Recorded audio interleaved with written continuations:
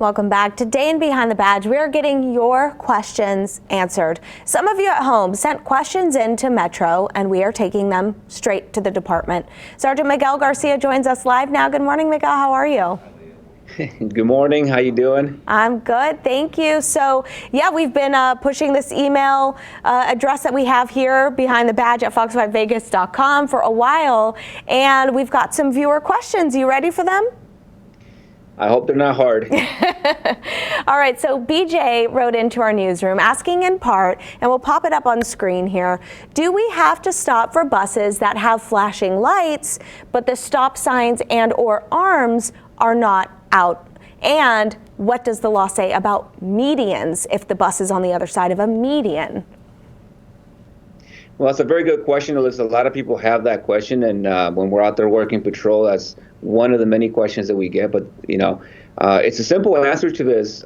If the bus has a stop sign out and you're traveling in the same direction as the bus, yes, you must come to a complete stop and allow the children to board safely onto the bus.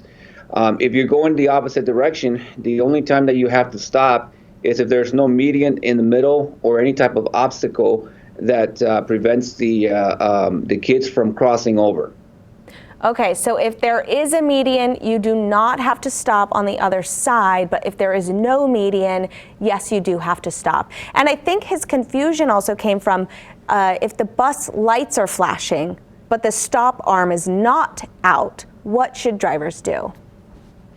Well, with the lights flashing, it doesn't mean that they're required to stop. But like we advise drivers all the time, when the bus is stopped and the lights are flashing, just keep a lookout for the kids, because they might be waiting for the children to start walking up out of the apartment complexes or the housing areas. And just keep an eye out, make sure no one is running across the street trying to catch that bus. But there is no legal requirement for you to stop. We do suggest to slow down and look around. It's no different than when you stop and you have an emergency in your vehicle and you have your flashing lights on to warn drivers that there's something going on with your vehicle. Okay. And then we also heard from another viewer, Rosa. She wrote in saying cameras are expensive. She's a grad student, so money is tight, and she's getting fed up with seeing spikes in monthly costs from home security companies. So she asks in part, I would like cameras in the front and back of my home, possibly a third facing the side of my home. Can LVMPD make a low-cost recommendation?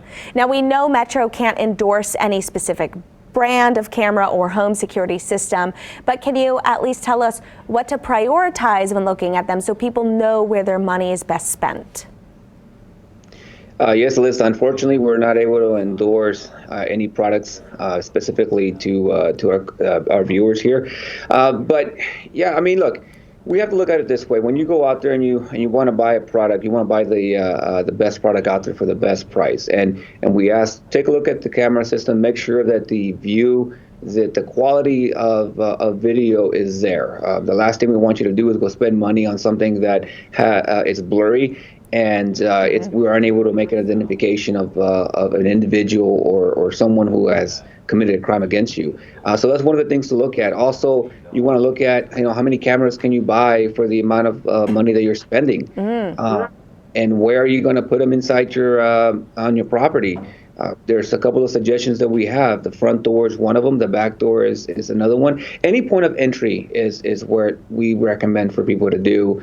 And there's another part of these camera systems people don't get sometimes, is the two-way communication is something important that we look at, because you're able to communicate with individuals outside of your home. If you're inside and you don't want to open that door, if you're worried about who they are, communication through the system itself is always something that we ask people to look for. Okay, so those are the important factors. Thank you so much, Miguel. I hope that those questions were fully answered for those viewers. And if you have a question for Metro, we'll get it answered for you. Send us an email to behindthebadge@fox5vegas.com. Thanks so much, Miguel.